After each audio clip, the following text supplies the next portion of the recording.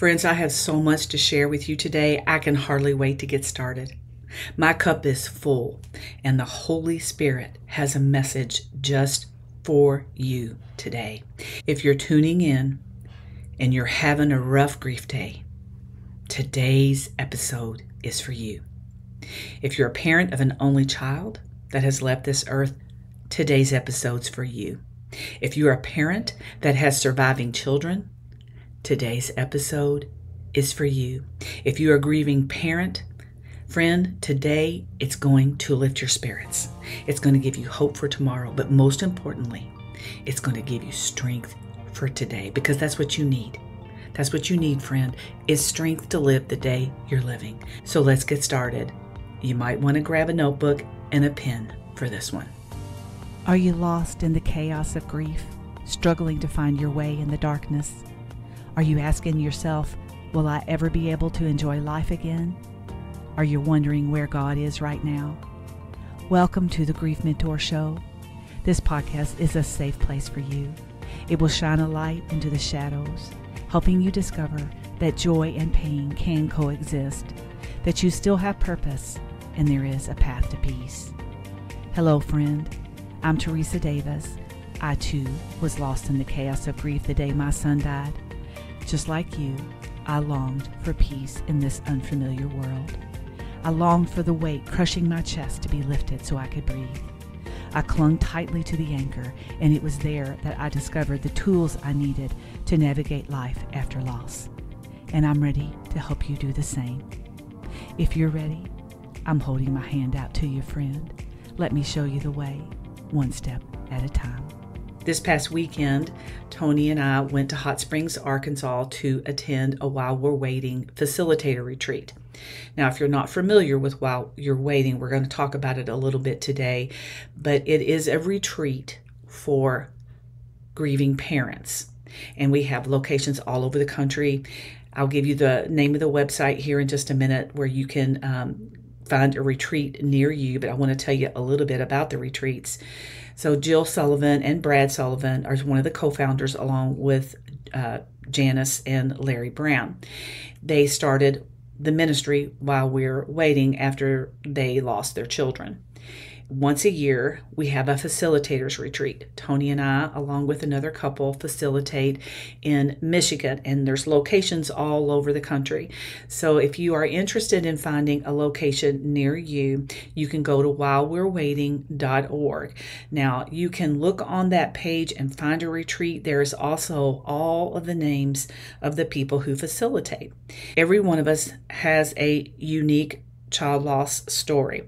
So if you're looking for a facilitator that you may be able to relate to, you can go to the webpage whilewe'rewaiting.org, and you can read about all the facilitators. Tony and I, our picture is on there as well. And if you find somebody that you feel like you might be able to relate to, you can find where they host. Now, if you want to just find one that is the closest to you, you can do that as well. I want to mention that there are suicide-specific retreats. So if your child died by suicide and you want to attend a suicide-specific retreat, that is an option as well. Although I do want to mention that all of the retreats welcome all types of losses. So you don't have to attend just a suicide-specific retreat. But don't be intimidated if you go to the website and you put your name, request in for a retreat, and you find out you're on a waiting list. Because that waiting list changes frequently, guys. We've been doing this for several years now, and we get notified of the people that are going to be in our group, and the majority of the time, most of those names change because people put their names on the waiting list, and then for whatever reason, they're not able to make it because it's pretty far out. So please don't be discouraged if you go to the website and it looks like there's going to be a long waiting list. Jill is an excellent communicator, and we have a person that sends out all the emails. Her name is Caitlin. She's excellent. She will keep you updated. If there's any changes or openings that come up sooner, you'll be notified. They notify us as facilitators as well if there's a last minute cancellation that they can't fill. If you follow me on social media, I always post those so that you can see it if something comes up unexpectedly last minute. But most of the time, the cancellations occur early enough that most of the retreats are completely full. But just occasionally, there might be an opening that comes up. So you can visit the While We're Waiting website. You can also visit my social media, because I always keep you updated if a retreat becomes available kind of last minute as well. So I want to share with you some takeaways from the facilitator retreat. So once a year, we gather as facilitators, not only to get our cups filled, but to also learn how to serve you better. I want to share a little bit with you about our journey of getting to the retreat and back. Many of you know that flying is obviously difficult for me. If you're not familiar with me, our son Andrew was killed in a plane crash. He was a corporate pilot. So flying is not a comfortable experience for me, but by the grace of God, I have learned to manage my triggers, and I am now able to fly. We had an unusual experience coming home yesterday. It was a very, very long day. There was multiple delays. We were flying American Airlines. I don't know if you guys have this experience, but it seems like every time we fly American, we have so many delays. But there was weather that pushed us back and pushed us back and pushed us back. We missed our connecting flight in Dallas. We were flying out of Little Rock. We had to reschedule. Thankfully, there was 3 seats left on the last plane out of Dallas last night, coming home to Louisville, Kentucky. We took 2 of those seats, but we barely made that flight because we got so delayed in Little Rock leaving that it was just a challenge. And I don't know if you've ever been in the Dallas airport, but it's a large airport, and our gates were very far away from each other. So it was just a stressful day of traveling. And, when we're tired, our grief tends to become more front and center. Would you agree with that? Once we got on the plane in Dallas, we literally sat on the runway for an hour before takeoff. So for a gal who has a lot of triggers, being inside an airplane, that's not a good thing, guys. I shared a post on social media last night, and if you guys don't follow me on social media, it's just at Grief Mentor, and I am on Facebook and Instagram. And I shared a story of my grief last night, a day in the life of a grieving mother. So I encourage you to go check that out, to be encouraged, because all of us have triggers, guys. Every single one of us who have suffered child loss, we all have our own set of triggers. And I shared some of that with you last night and how the Holy Spirit comforted me. So if you guys want to read that, head on over to my social media and you can see what I wrote there. And I was so ministered to by so many of you that responded to that, because we sat on that runway for an hour, guys. So that was a difficult experience for me, but thankfully through the power of the Holy Spirit and praise music, praise God, I was able to get through that, and we safely got home, but we did not get home till 1:30 this morning. So it was a very, very long day, but I'm thankful, very thankful that I am home safe and sound. My cup is full, guys. 27 couples came together, and that's not all of us. There's more than 27 couples, but not everybody could attend because of schedules. But 27 couples came together, and not only were we encouraged, we spent time with Jesus, we learned how to serve you better, and we walked away with our cups full, because that's the power of community. That is the power of community and spending time in the presence of hearts that are full of the Holy Spirit. Because, guys, that's where the kingdom of heaven is. Did you know that? Until we get there, the kingdom of heaven is in our hearts, because the Holy Spirit lives within us. I'm exhausted, yet my cup is full. I'm sorrowful. Okay? When we all gather, we bring our pictures of our children. And when my son's picture is sitting up there with all those other children, it's very sobering that this is my life. And that brings me great sorrow. But inside that sorrow, I was lifted up by being in community with other believers in the presence of the Holy Spirit, where we came together. Joy awaits. We had a 92-year-old speaker come and talk to us about heaven. And this is what he taught us: to know and understand about heaven is to see heaven. I'm working with 10 precious grieving moms right now inside the Grief Roadmap. And you know what, friend? I wanted them there with me. I saw your precious faces, and I longed for you to be there with me because I wanted you to experience what I was experiencing in community with other believers in the presence of the Holy Spirit, because, friend, that's where hope abounds. I prayed for every one of you, not only the 10 mamas that's inside the Grief Roadmap right now, but every single one of you that are within the sound of my voice, because you know what it's like when you're having an experience that's just too good to be true, and you want everyone you know to love and experience it. Yeah, that's how it felt to me. I wanted you there with me, every single one of you, and you know your names. I prayed for these moms inside this first group of the Grief Roadmap. In fact, I prayed for them for a whole year. I asked God to send 10 grieving moms who needed what He gave me for them. And in our first session together, I told them, look, I've been praying for you for a year, and now I know your names. But here's the thing, guys. God already knew their names. I just get cold chills thinking about it, because that is how the hand of God works.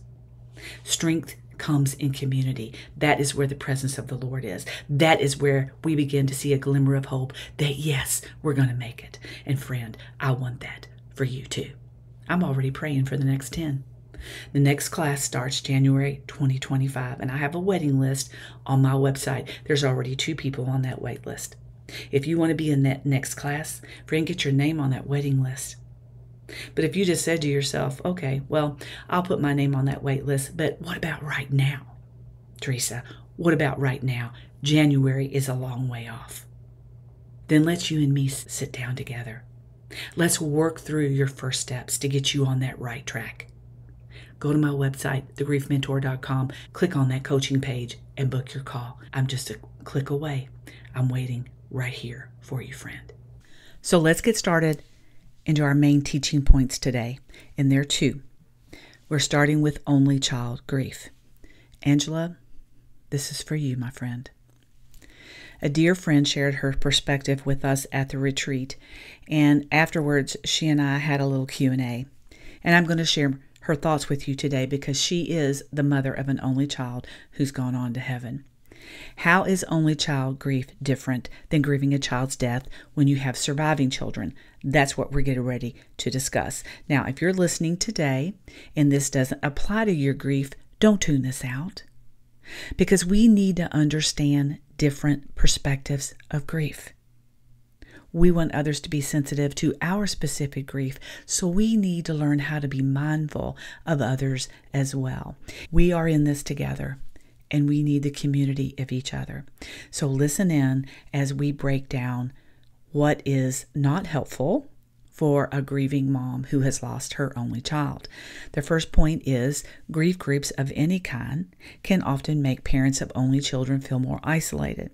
Now, first, I want to discuss Facebook grieving groups.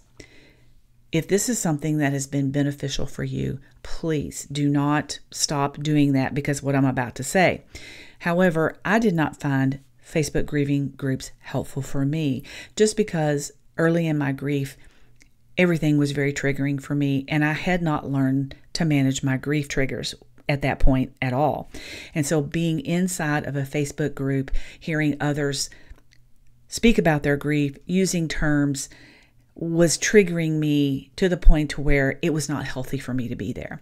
So if that's you and you're early in your grief journey, then you might not want to go to that place where you might feel unsafe, because not intentionally, but some grief groups, especially grief groups that are not faith-based, can be somewhat triggering. So, but if this is something that has been very beneficial to you, please disregard what I just said. But it is important to point out that grief groups, Facebook group, or other kinds can be very isolating for parents of only children, because there's a lot of verbiage inside of there that is very triggering for them because they do not have any surviving children. They do not have any grandchildren. So hearing those terms and seeing those terms can be very isolating for them.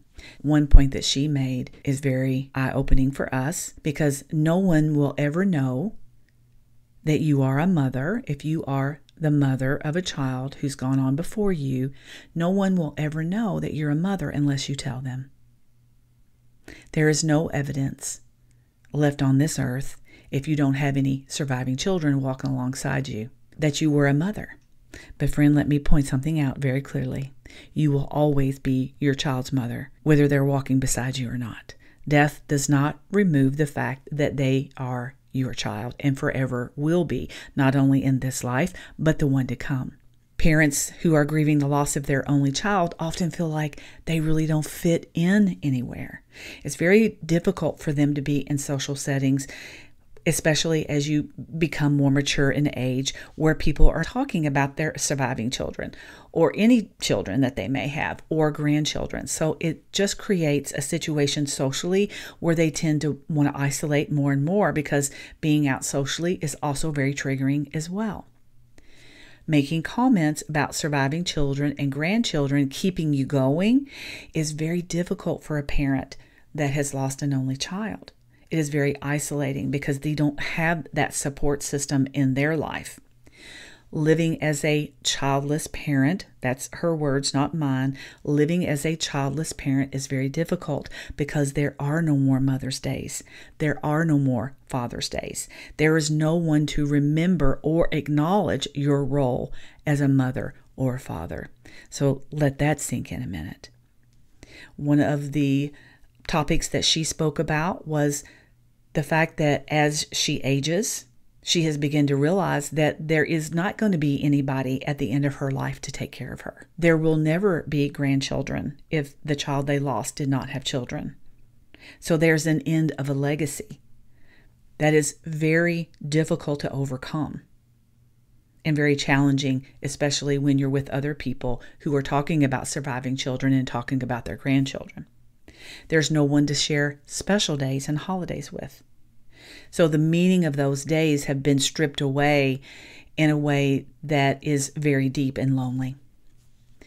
And just a caveat, she said, please don't ask a mom of an only child that has gone on to heaven why she didn't have more children. That's a very hurtful question, an insensitive question, which I'm kind of feel like most of us would not be insensitive enough. Those of us who are grieving would not be insensitive to us enough to ask that question. But we all know people ask stupid questions, of all of us who are grieving.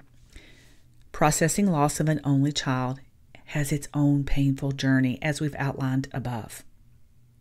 Surviving only child loss requires a change in lifestyle that's not really understood unless you've lived it, because that loss removes the hope of a family tree if your child did not have children. It creates a level of loneliness and emptiness in your heart that is altogether another dimension. And it's important for us as grieving moms and dads to be supportive, because we're all sisters and brothers in this, guys. We need each other. So this episode is about bringing awareness. It's not about bringing condemnation or shame in any way like that. I'm just trying to share with you something that may open your eyes if you have contact with someone, or if you have someone in your life that has experienced the death of their only child. Okay? There are many commonalities in child loss as far as how we learn to manage the loss, but it's important to acknowledge the grief of our brothers and sisters that may differ from our own, and then holding space and grace for that for each other. But the grief of an only child has one very important commonality with those of us who have surviving children, and that is life with your child is not over. You are living in the pause. Now we're going to move into point number 2, and that is sibling grief. If you have lost a child and you still have surviving children, I want to speak to you today about sibling grief. This topic has frequently surfaced, not only in my groups, but universally in managing child loss. So first, let me say, I am not a counselor. I am a mentor. A mentor is someone who, by teaching, guiding, and providing support and feedback, help give you tools to bring success, That is what I do. My expertise is in grief, and I help you navigate your grief by giving the tools that you need to live with hope after the death of your child. Now, I did a whole episode on that, and I can link that for you in the show notes. I am not a counselor. I am a grief mentor. So what you hear on my podcast is real life experience. I live what I teach.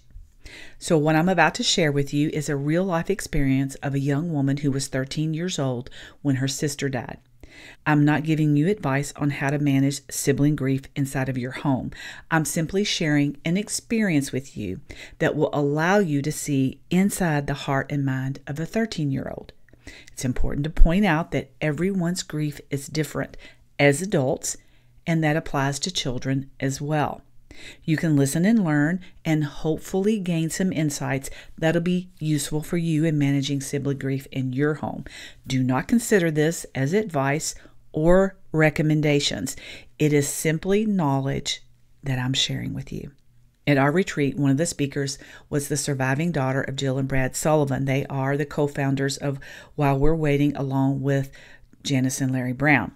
I'm going to teach you what she taught us, but there is a whole podcast that you can listen to where she shares her story at a conference for child loss, and I will link that in the show notes as well. It is on Jill's podcast. Jill Sullivan, one of the co-founders of While We're Waiting, has a podcast. It's called While We're Waiting, Hope for Child Loss. It's an excellent podcast. I highly recommend it. I will link that show for you in the show notes so that you can listen to that episode in its entirety. It's a little over an hour. But today what I'm going to do is to give you the highlights of the talk that she shared with us while we were at the retreat. And then we were able to have a little Q&A with her afterwards. So I'm going to share her thoughts with you on that as well. How do we help our surviving children manage the loss of their sibling? I'm going to go through some points that she shared with us that was an impact on her life. Now, keep in mind, she was 13, and I know that many of you are listening, even have much younger children than that, who have suffered the loss of their sibling, and some of you have adult children that has suffered the loss of their sibling. So this is from the perspective of a 13-year-old, but there is applicable stuff here that I feel like is beneficial for all of your grief journeys, because the best person to help your child manage their grief is you. And you're going to learn that as we go down through these points. But I'm going to point out some things that she spoke that was difficult for her. And as I said, I feel like these are applicable for all of us in helping our children manage the loss of their sibling, regardless of their age. So the first point that she brought up is the feeling of loss that she experienced of her parents, in addition to the loss of their sibling, because grief is so overwhelming and devastating to us as parents. As a 13-year-old watching all of this, she felt like that not only did she lose her sibling, but she lost her parents as she knew them. They face hard questions just like we do. And this is applicable even for the youngest children, because children, especially if they're in school, they are going to be confronted by other people who may know of the loss. So even if you have small children, it's important to equip them with the verbiage that they need to be able to express their grief, especially in small children, because they do not have the words necessary. Just think about yourself and how you did not have the words to express your grief. And then you take a very small child who is being confronted with questions that she has no idea, or he has no idea how to answer. It's the same situation. So if you have small children in your home, it's very important for you to be able to help them verbalize their grief. Now, Bethany is the person who is sharing this information. She was 13, and when she went to school, she had to deal with the hard questions that was coming to her from teenagers. And we all know how immature teenagers can be. So it's important for us as grieving parents to realize that they are facing hard questions just like we do, such as, how many brothers, sisters do you have? If they're in a situation where they're meeting people for the first time, this is a common question that comes up. People just making casual conversations ask them, oh, how many brothers and sisters do you have? Just like people say to us, how many children do you have? So they face these hard questions as well. And then they're trying to figure out how they're supposed to answer this question. And in their immaturity, they feel completely lost in their grief and unable to be able to express it. They don't know what to say. And often it creates a desire to isolate. She expressed to us that the focus was on her parents. And she received comments like, "You need to be strong for your mother." Because people who are speaking to her as an adult, they have a focus of, what if this was me? So they're coming from their perspective of, you need to be strong for your parents. In effect, then her grief was completely forgotten.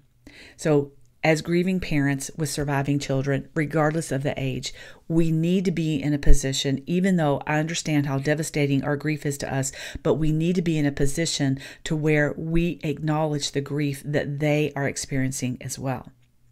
One thing she brought up was her parents would receive text on really hard days, like her sister's birthday or her sister's heaven day, encouraging them, but she got nothing, okay? Her text thread was silent. People just completely forgot to acknowledge her and her grief. They often experience delayed grief because they are in a position to where they want to support and protect their parents.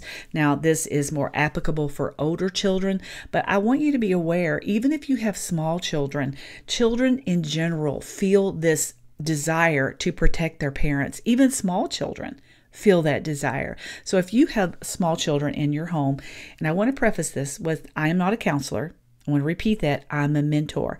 However, if you have small children in your home, be aware of when they are taking on parental roles because they feel like they need to take care of you. We need to be aware of the fact that, especially with older children, they may suppress their grief because they are looking to support you. And so they may have delayed grief that comes later. They are also very confused about God. If he's a good God, how could he allow this to happen? So they have the same thoughts often as we do. And trying to work through their own grief, they may not feel comfortable coming to you and expressing that to you because they may feel intimidated that that's not an appropriate question to ask. They also feel like that they don't fit in anymore because their life is not like everyone else's, because their family is suffering. And when you go to school, you usually don't talk about suffering. They tend to suffer in silence because they do not feel that it's an option for them to share their grief with others because nobody else could possibly understand what they are going through. And obviously this is more pronounced if they've lost their only sibling. When she was asked the question, what do you feel that our children need the most to grieve the loss of their sibling? The first response she said was grace. Just like you and I, we need grace. They need grace as well. Often they feel pressure to be perfect compared to the sibling that was lost. When someone we love dies, especially a child, it's hard for surviving siblings to feel like that they could ever compare to them, right? Because now they are perfect in their parents' eyes. Be prepared for rebellion. Rebellion against perfection. Rebellion against any sort of standards or limits or boundaries that parents have put into place. And usually that is a cry for help. They need a safe place to talk or not to talk. One point she made clearly is to please avoid placing pressure on them to share their grief with you. And I will add to this that it may take much longer than you anticipate for an older child to share their grief with you. Now, a younger child, they say what's on their mind and heart. Their grief is managed much differently in a younger child than an older child. But putting pressure on an older child to share their grief with you can actually have the opposite effect, because there are many reasons for this. One of the biggest ones is that they feel like that they want to protect you, and they've watched what you've gone through. And the last thing they want to do is to add more grief upon your grief. Let them have their own events, such as birthdays and graduations. Don't make everything about the sibling that was lost. She had a big point about that, because often in our innocence as surviving parents, we want the sibling that has gone on before us to be included in all of that, and there is nothing wrong with that. However, she said, Don't make it more about the sibling that was lost than about the sibling that you're celebrating. She said, I needed to see my parents grieve. She felt isolated because her parents grieved behind closed doors. They were doing what they felt like they should be doing to protect her. But it made her feel as if she is the only one that had the problem.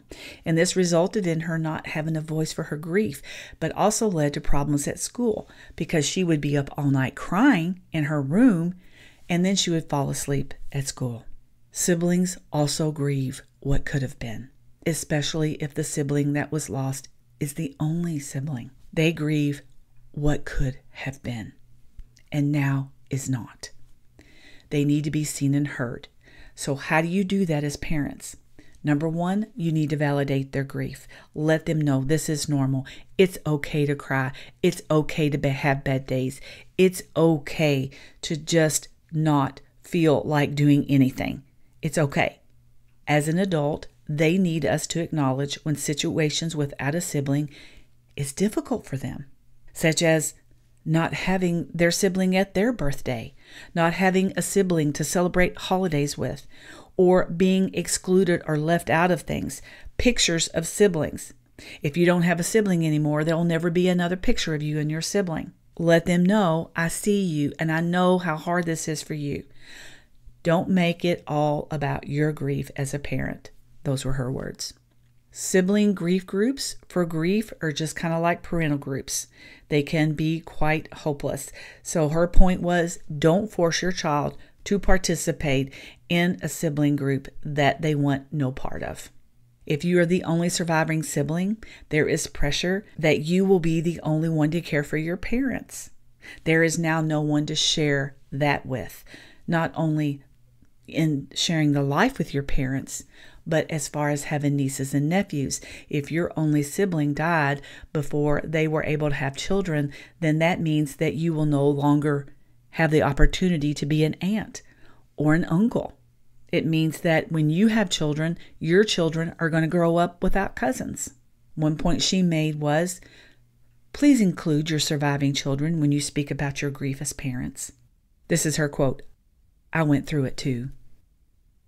In regards to what is the greatest support that you can give your surviving child or children is to be engaged in supporting them. No one understands your child better than you do. They need you to make them a priority. Counseling can be beneficial, but they need to be ready for it. Now, this obviously is applicable for different ages. If you've got a very small child, there are opportunities for play therapy. You can reach out to hospice centers. Often that service is free.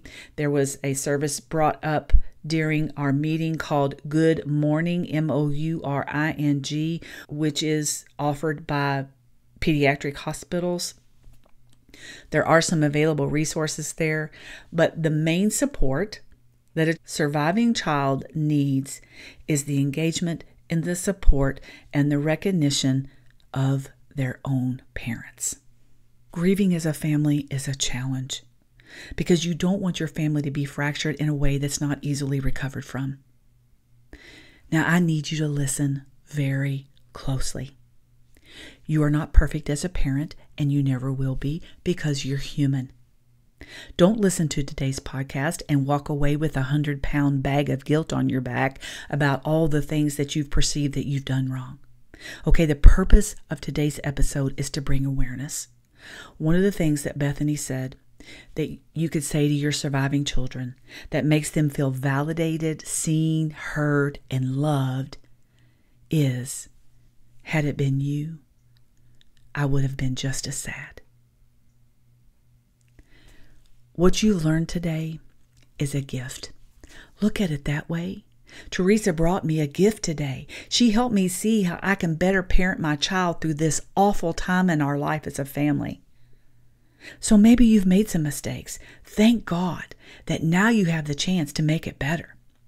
Look through the eyes of redemption and take what you learned today and act on it. Because friend, 1 Peter 4:8 has the answer. Above all else, love each other deeply because love covers a multitude of sins. When love abounds, love wins. Yes, you're going to make mistakes. I've made mistakes. We've all made mistakes. But when our children feel loved, that's more important to them than anything else. The speaker that I mentioned today was 92 years old. He came Sunday morning and he delivered an astounding message on heaven. He has suffered loss. His son had gone to heaven before him. His wife went to heaven before him. And he said something that I want to leave you with today. In your grief, it is difficult to see past your pain. It's difficult at times to breathe. So when the thought comes to you that God could not be a good God because he let your child die, and now your family is thrust into something that is going to change every one of you for the rest of your life, I want you to consider something. God sent his son to die for you and for your child, so that death would not separate you from them forever, so that you would be able to spend eternity with your child. But here's the thought I want to leave you with. Knowing something is going to be hard, really hard, is not the same as living it. Let's take your grief, for example. Have you ever met someone who lost a child before you lost your child? Did you think to yourself, I can't imagine what that would be like, and I don't want to imagine it. I just pray it never becomes a reality in my life. And then it happened to you. No one can imagine the pain of living without one of your children unless you've lived it. Imagine if you could take it back. If you could pray and undo your child's death. You might say, Teresa, that's a ridiculous question to ask of me. Well, if you've listened to the podcast for any length of time, you know that I ask tough questions when I have something to teach you, and this time is no different. I know if I asked you if you could pray and have your child return to you alive and whole, that is exactly what you would do, and it is exactly what I would do. In fact, I've never met a grieving parent that would not want to do this. Jesus had the power to call legions of angels to his rescue. Do you believe that Jesus was fully human when he hung on the cross? If Jesus was fully human when he hung on the cross, and I do believe that he was 100% fully human, then he could have prayed and been rescued instantly. Do you think he thought this is much harder than I thought it was going to be? Do you think he thought about asking the Father to end his suffering? We know that he asked the Father to remove the suffering before it happened. My point is, he could have, but he didn't. Friend, how many times have we said as grieving parents, God could have, but he didn't? This 92-year-old servant of God taught us about heaven this weekend, and he said love is what kept Jesus on the cross. He could have called 10,000s upon 10,000s upon 10,000s of angels to rescue him. It would have been over in an instant.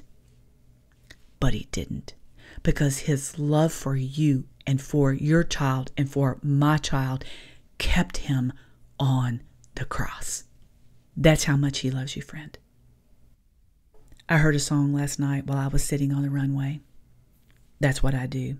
I listen to praise music and I sing along with it when I'm on a plane. I added this to my playlist last night. I'm not sure if you're aware of it, but I have a free playlist called Teresa's Grief Worship on my website. If you don't have the link for that and you want it, you can grab it on my website. If you go to the very first homepage, go all the way down at the bottom, there is a link for a free grief guide. That is a new, improved grief survival guide. If you don't have that, but there's a little arrow there, and if you click that arrow, it will take you to the link for Teresa's Grief Worship, and you can grab that there. The song that I added last night is called Joy in the Morning by Taryn Wells. It's about grief and suffering. And there was one line that jumped out at me. If it's not good, then he's not done with it yet. Friend, can I encourage you today with that statement? If your story is not good, then he is not done with it yet. Now hold on. I know what you're thinking. My child's death will never be good. That's not what I'm talking about. No, our child's death will never be good. Evil lives here on this planet. Satan walks this earth. That is why we have death to start with. But God can and will make good come from your story if you allow it. Would I be doing what I'm doing today if my son was still walking beside me? Probably not. Andrew's death is not good and will never be viewed from my perspective as good. But God. Genesis 50:20 says, "You intended to harm me, but God intended it for good, for the saving of many lives." Friend, where the Spirit of the Lord is, there is hope. Being alone isolates you from hope. God's community brings life into dry bones. Ever heard that story? I'm here for you, friend. When you're ready, I'm ready. And that's all I have for you today. So until next time, take care. Did today's episode touch your heart? I pray that it did. Did you walk away a little lighter? If you did, would you share this episode with someone that you know needs to hear it today? And could you take 30 seconds to leave me a review on Apple Podcast? I would so appreciate it if you did. From my heart to yours, see you next week.